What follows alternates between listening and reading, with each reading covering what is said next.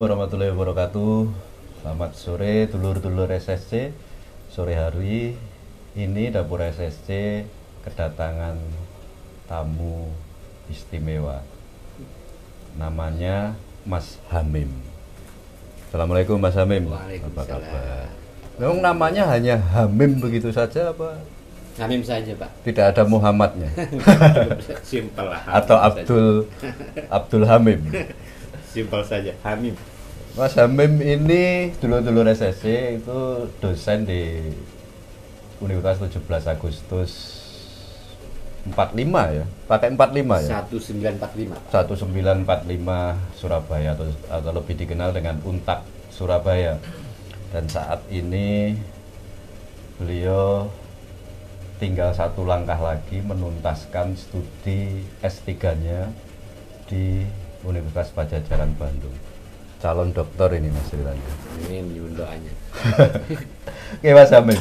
Mas Hamim ini asli Bawean dulur-dulur SSC. Mungkin bisa cerita sedikit berbagi Mas Hamim untuk dulur-dulur SSC.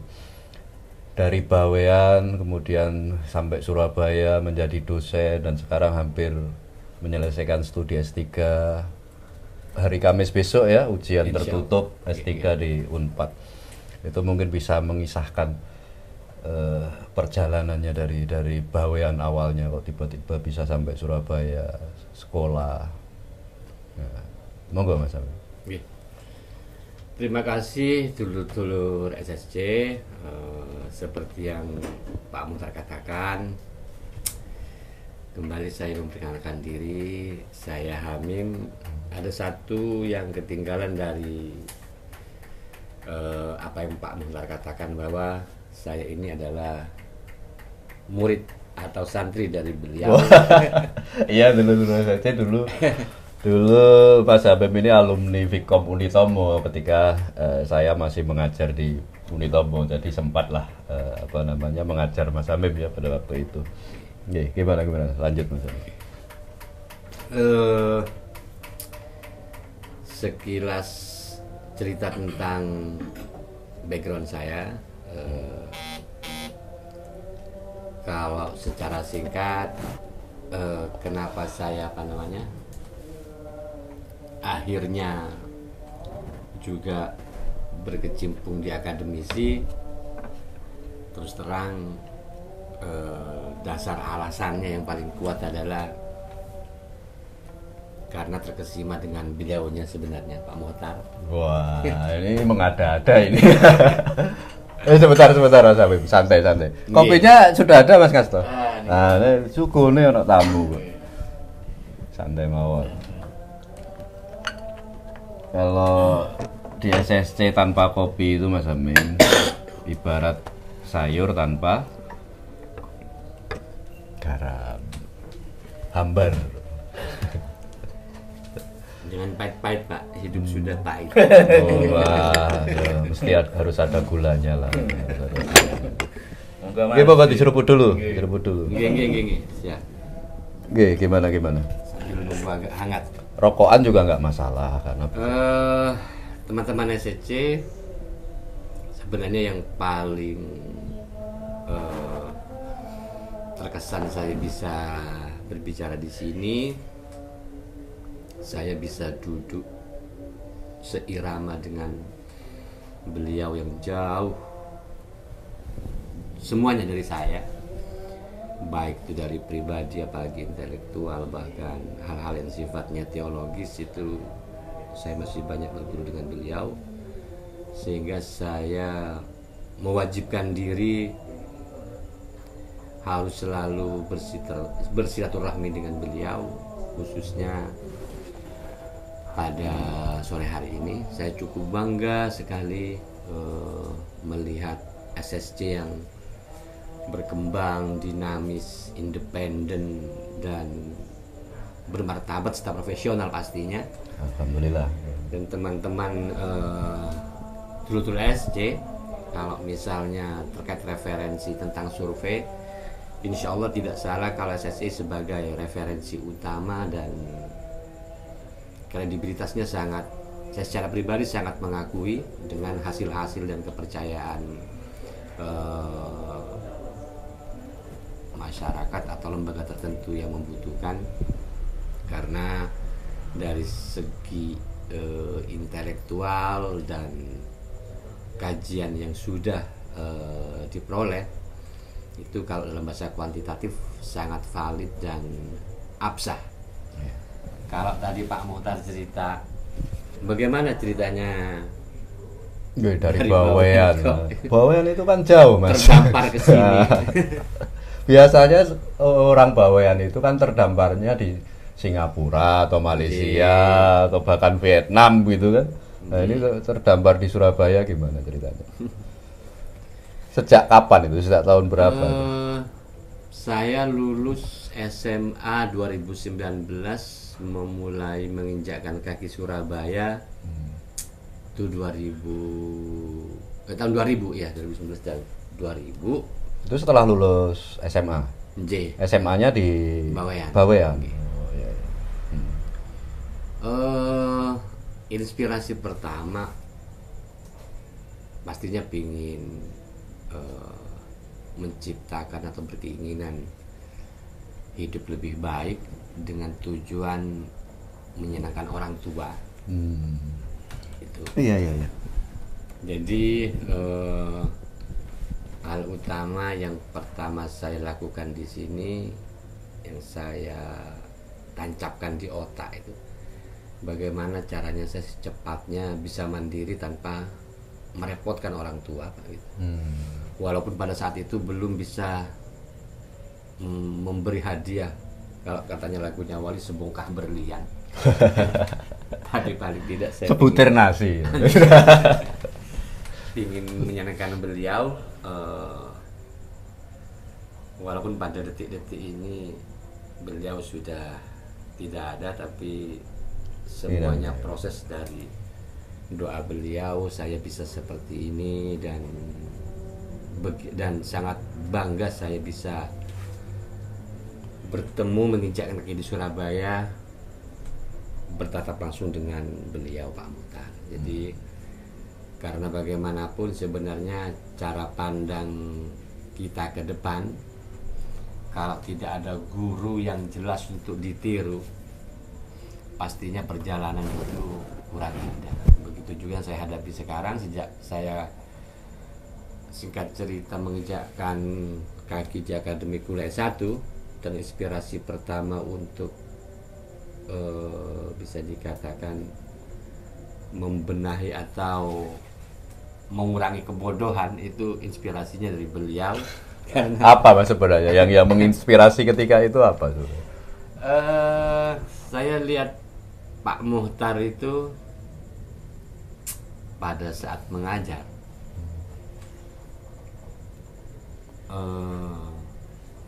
tidak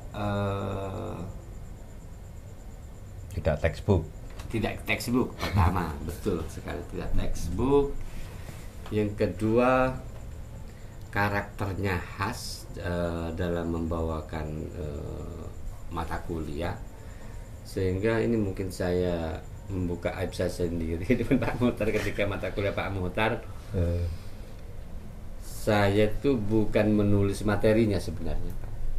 Tapi khusus mata kuliah jenengan, di catatan saya itu istilah ilmiah semua yang belum pernah saya dengar. Oh, itu ditulis ya? Saya tulis, sehingga ketika keluar dari kelas saya langsung terjun ke perpus tuh mencari istilah itu. Luar biasa. Yang saya tulis. Berarti curiosity Mas Hamim ini sangat tinggi ya terhadap ilmu pengetahuan sejak awal. Jadi itu sehingga hal itu yang pertama saya tercetus, atau pertama berkenalan dengan kamus ilmiah, karena dipancing dengan gaya Pak Muhtar di kelas. Kan di buku-buku biasa nggak ada, Pak. Susah mencarinya, sehingga akhirnya saya cari di buku ilmiah. Dan itu membuat kosakata saya sedikit bertambah, pemahaman juga sedikit juga lumayan. Dan bukan cuma saya sebenarnya, Pak. Teman-teman itu kalau mau jujur, idola salah satu dosen yang diidolakan teman-teman itu adalah jenengan. Ini karena lagi puskes dulu SSC ya, jadi jangan terlalu dipercaya. Kalau kembali ke tadi, saya ke sini ya pertama Pak, satu-satunya kota. Itu langsung kuliah apa bekerja dulu Mas Hamim? Pertama saya tuh masuk perhotelan Pak, kuliah perhotelan 1 tahun. Udah kuliah perhotelan 1 tahun.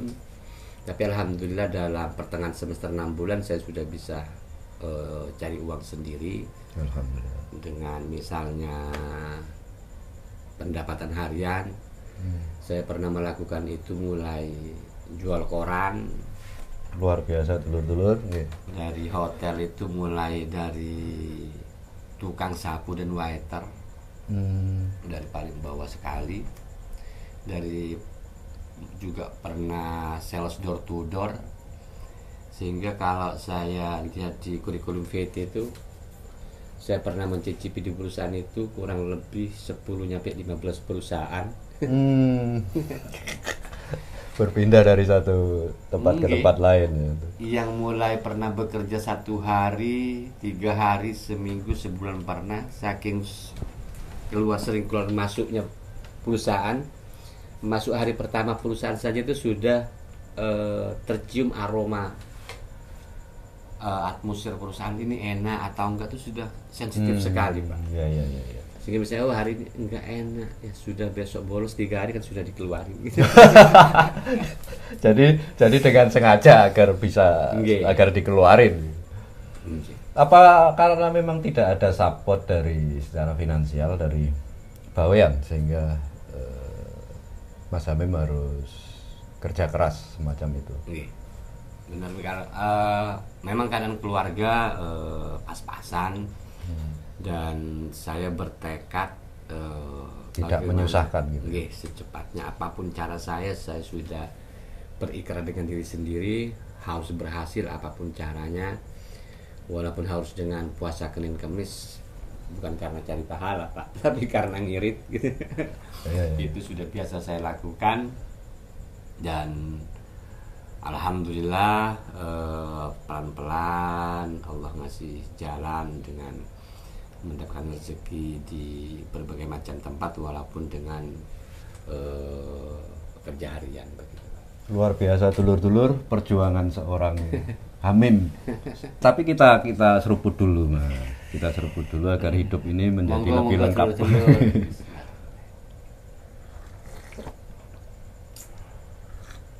Oke. Setelah lulus dari Vkom Unitomo menyandang gelar sarjana komunikasi ya, sarjana komunikasi, itu terus gimana Mas? Langsung studi lagi apa bekerja dulu? Bahkan dari awal kuliah itu saya sudah sambil kerja gitu Pak. Artinya betul. Sekolah perhotelan saya nabung setahun.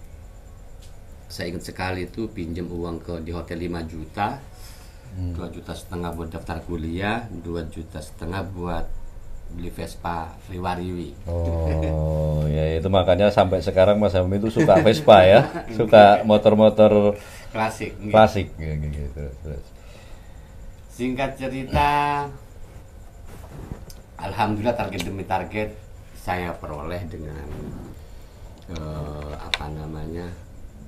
waktu yang sudah saya tentukan, umur sekian, alhamdulillah persis saya mau lulus umur 23 atau 24 itu. Saya sudah menjadi manajer di Empire Pilis Pak. Wow, ya luar biasa. Tapi ya begitu, karena terus istilahnya cekokan ilmiah dari Pak Mohtar tetap masuk di sini. Tetap sih terbayang-bayang. Pekerjaan pakai otak dan intelektual itu berbeda. Jadi kalau saya pernah mendengar Mario Teguh, ketika pakai otak itu zona nyaman, kalau pakai otot kebalik zona aman, kalau pakai otot itu pakai zona nyaman. Artinya ada batas-batas, tidak mungkin saya nyampe tua di hotel, di klub malam atau di restoran, tidak mungkin. Akhirnya itu bertarung terus di pikiran. Pada suatu waktu saya mendengarkan sebuah ceramah dan bilang,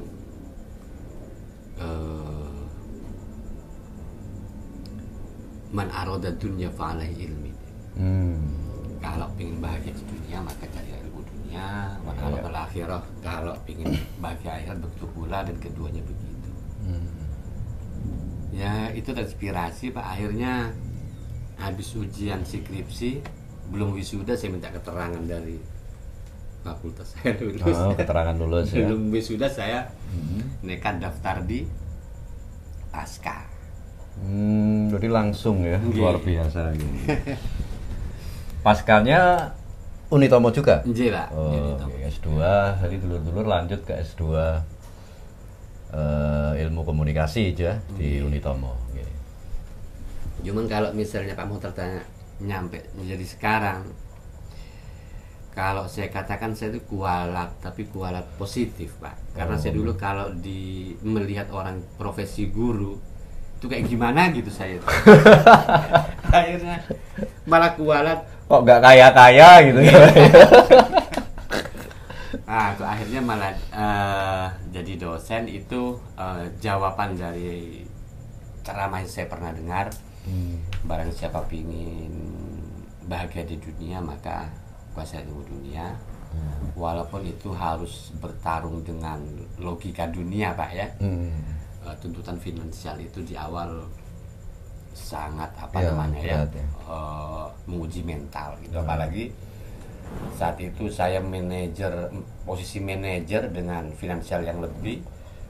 Saya harus memulai karir baru di akademik dari bawah sekali. Betul. Itu sangat pertarungan mental. Dan dulur-dulur jangan pernah membandingkan gaji seorang dosen dengan gaji seorang manajer hotel ya. Itu sangat jauh. Dan itu sebuah keberanian yang luar biasa tentu Mas Hamim ya. Pertama kemudian menjadi dosen itu di mana? Saya pertama itu setelah lulus S2 atau sebelum? Membantu di tempatnya Pak Edi di Yudarta.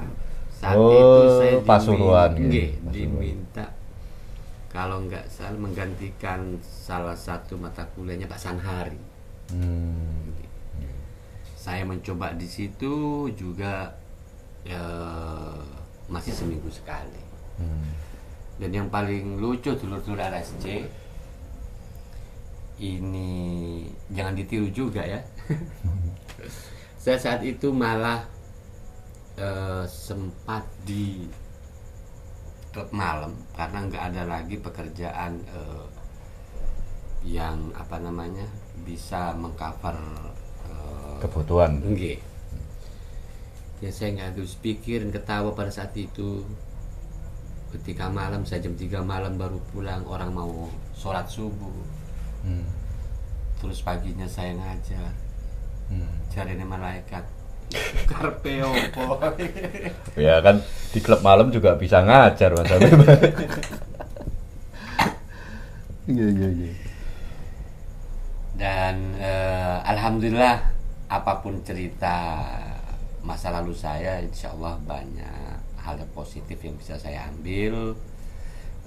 Salah satunya adalah saya tidak terlalu cepat suudon atau memandang sesuatu menyimpulkan negatif, karena berbagai macam hiruk pikuk dunia siang dan dunia malam pernah saya lewati, dan akhirnya insya Allah kembali ke diri sendiri untuk melihat tentang kehidupan ini. Oke. Berarti menjadi dosen tetap yang pertama memang Untak ya? Nggih, Untak. Terus berapa tahun setelah mengajar di Untak kemudian ditugaskan studi S3? Tugas belajar itu? Kalau saya urut ceritanya, mungkin dengan sombongnya maupun sebenarnya jauh dari Pak Muhtar tentang intelektual. Untak kalau nggak salah kampus ke-6 Pak. Saya lewati setelah Yudarta, saya sempat ngisi di UPN, ya. AWS, LP3I, sempat di Unitomo juga di kelas penerbangan karena saya punya ilmu perhotelan. Terus terakhir itu di Untak, alhamdulillah akhirnya bisa kembali lagi ke tetangga alumni gitu. Ya. Sehingga suasana sosial hati saya sangat senang sekali. Sering ketemu dengan teman-teman Unitomo ya. Oke. Dan saya kurang lebih itu 2017 5 tahun ya Pak. Ya. Kurang lebih 5 tahun 7 tahun ya, kurang lebih 7 tahun. Setelah 2 tahun saya LB di Untak, setelah itu tiba-tiba ada surat pengangkatan yang mungkin ini masuk rekaman tapi rahasia. Satu-satunya dosen Untak Ya, yang tidak diinterview saya Pak. Iya. Karena sudah mengabdi sekian lama kan ya. Alhamdulillah. Dan akhirnya saya bertekad dengan segala kemampuan saya yang peroleh dari alumni saya Unitomo dan guru saya Pak Muhtar, saya kembangkan sendiri di Untak hingga mencapai akreditasi A. Setelah itu saya baru minta izin untuk studi lagi. Dan besok hari Kamis minggu ini dulur-dulur Mas Amin sudah ujian tertutup S3 di Universitas Padjadjaran Bandung. Luar biasa perjalanan seorang anak bawean dengan segala perjuangannya, segala sukacitanya, mulai dari tukang sapu di hotel sampai menjadi seorang dokter. Ini tentu adalah sebuah inspirasi yang luar biasa, yang mudah-mudahan menginspirasi kita semua, menginspirasi dulur-dulur SSC, bahwa ketika kita bersungguh-sungguh pasti ada jalan. Ketika kita punya tekad besar, maka kita pasti juga akan mencapai sesuatu yang besar. Sampai ketemu lagi dengan tamu-tamu SSC yang lain. Assalamualaikum warahmatullahi wabarakatuh.